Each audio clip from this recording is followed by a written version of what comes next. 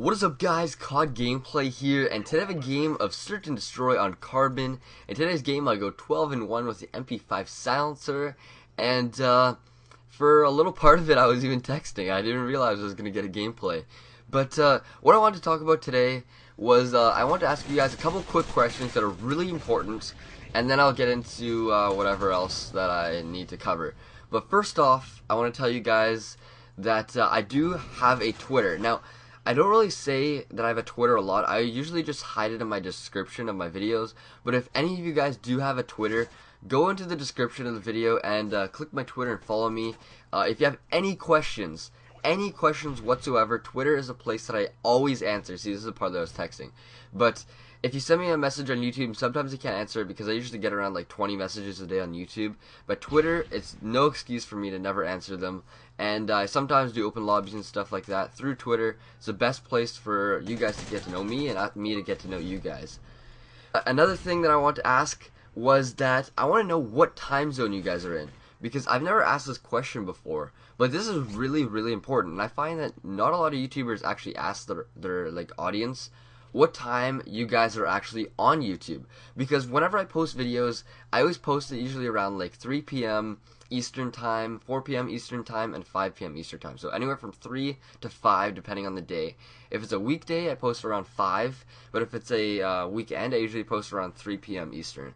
The thing is, I have spring break for the next 2 weeks. So I want to post a lot over the next 2 weeks, and I want to know exactly when to post. So what time zone are you guys in, number one, and number two, what time do you guys usually go on YouTube, and maybe even what day as well?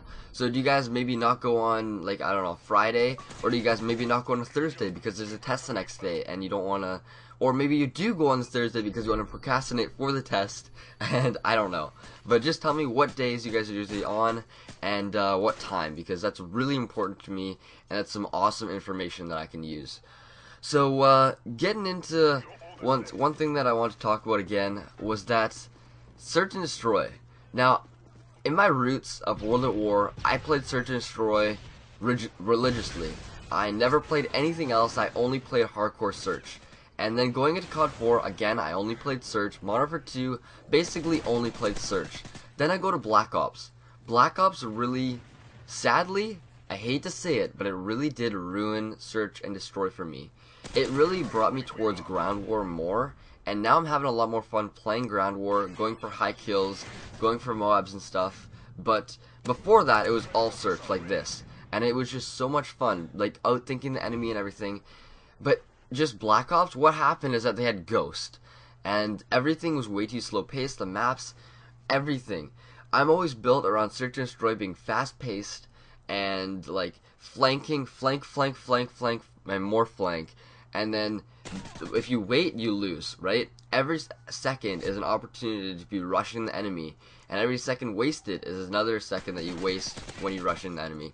This nice little jump spray, because I knew the guy was there. I was like, he has to be there. I heard him rustle around, and I jump over, nice hip fire into ADS, and you can never go wrong with that. But yeah, so I don't know. I kind of like playing Search, but I kind of enjoy more playing Ground War. And it's kind of, it kind of upsets me because, again, like I said, my roots is in Search and Destroy. I love it to death, but I just can't play it anymore. And Ground War is just so much more fast-paced, and that's what I love about Call of Duty. If I want to play a slow-paced shooter, I'll go play something like, I don't know, maybe a Battlefield. And you notice right there, you guys are probably thinking, why didn't you go for the AFK? What are you thinking? You have a Predator missile, and you don't even go for the AFK. Are you retarded? But there's actually some logic behind that.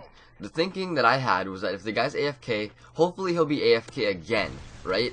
And if he's AFK again for like the next 30 seconds, I can rush down there, get a free kill as well. And why don't I not waste my Predator missile on that AFK? Instead, I'll get that free kill later, right? But sadly, I don't even think that happens. I was rushing to get the AFK, and he was already dead, so it doesn't even matter.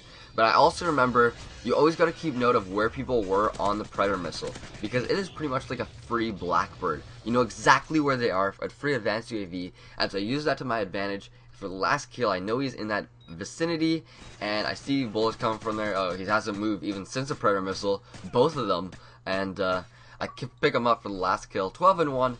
Thank you guys so much for watching. Check the description for my Twitter, like I said at the very beginning. Give it a like if you guys enjoyed, and I'll catch you guys later. Peace.